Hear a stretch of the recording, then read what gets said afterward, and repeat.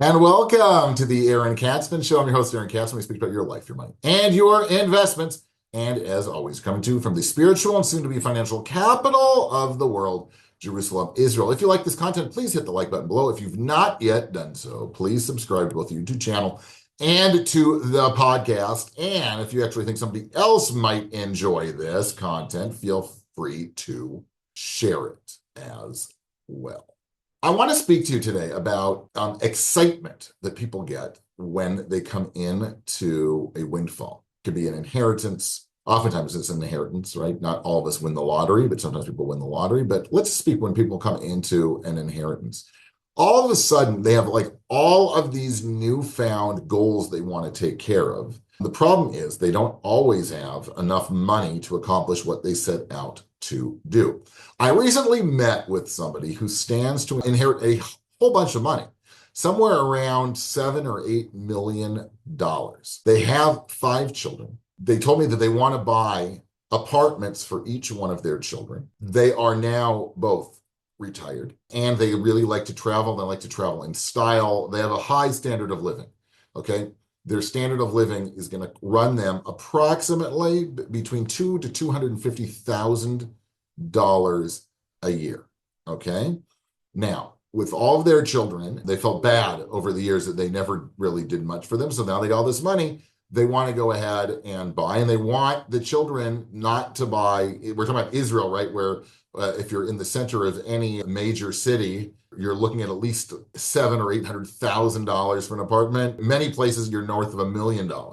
And the parents, that's what they want. They don't want their kids living in the periphery where things are cheaper. They want them living closer to where they are. And as such, they're allocating approximately, let's say, $4 million for the children to buy homes. That was their plan.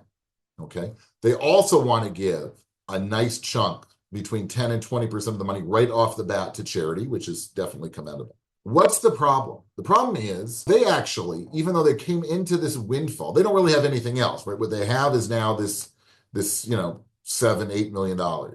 Okay. At the end of the day, they may actually run out of money. Now you're saying, Katzman, what are you talking about, right? $8 million, even if they give away $4 million plus another, let's say, $1 million to charity, they still have $3 million. What's the problem with that? And I said, well, the problem with that is they're living large. Okay, it's not easy on $3 million to generate 200, 150, 200, $250,000, right? $250,000 on $3 million is north of 8%. I don't know anybody who's going to guarantee you any of that, which means there's a good chance they very well might start dipping into their principal. Once they do that, it's like a black hole, right? They're just going to start spinning and spinning and spinning down, and their principal is going to quickly dissolve. And when they turn, 80 or 82 or 83, then what? Okay, they're not going to have any money left. They're going to have to move into one of those nice apartments that they bought for their children. So the first thing you need to do when you come into money, when you come into an inheritance, think long and hard. Make sure you take care of yourself first. Make sure that, I should say it different. Make sure that you are going to be taken care of financially. Anything above and beyond that, you can start, make a list, what you want to do with the money. And then, you can just check it off as you accomplish. Obviously, charity is number one, but helping kids, other things that you would like to do that you never had the chance to do, travel, whatever it is, upgrade your car, right? But don't try to do everything at once. Don't just shoot from the hip. Whenever you come into money, I know I've said this before, wait 3-4 months before you do anything with the money. Okay, they said, well, I don't want to wait 3 months because we could be losing money, right? We could invest the money, we could make money. I said, you know what, big deal. So you lose a month of interest in the meantime. And if you put it into the bank, you put it into a money market fund, you're going to make money anyway, because, by us at least, we have interest-bearing money market accounts. So you're still going to be making something.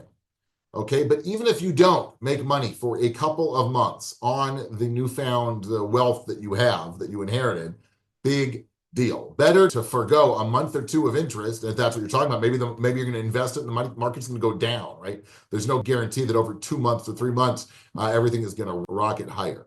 But it's very important to take a very deep breath or multiple deep breaths. This might be the time you want to actually start that yoga course that you've always dreamed about. That would be okay. You can spend the 150 shekels or whatever it is and start your yoga course. Okay, you want to relax. Okay, you want to think, write things on a piece of paper, what your goals are, maybe even put it into a drawer, and then 2 or 3 months later, do the same exercise and then compare, right? Do I want to do the same thing I thought of then, now, with the money that I got?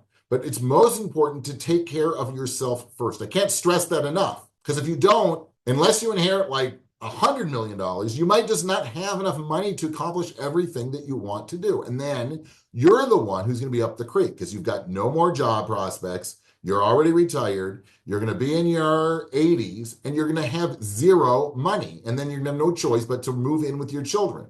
And how crazy a scenario is that when you inherit $7-8 million, right? That's sort of insane to let it get to that. So just be smart, okay? Speak to somebody. You can talk to an advisor. You can talk to other financial professionals to bounce it off them, but go slow. Go slow. Think things through carefully and thoroughly. Make a list what it is that you want to do with your money outside of taking care of yourself. And then, if possible, you can start slowly accomplishing those goals, okay? You've been tuning into the Aaron Katzman Show. We speak about your life and money and your investments. If you like this content, please hit the like button below. If you've not yet done so, please subscribe to both the YouTube channel and to the podcast. Thanks so much for tuning in, and we'll speak to you soon.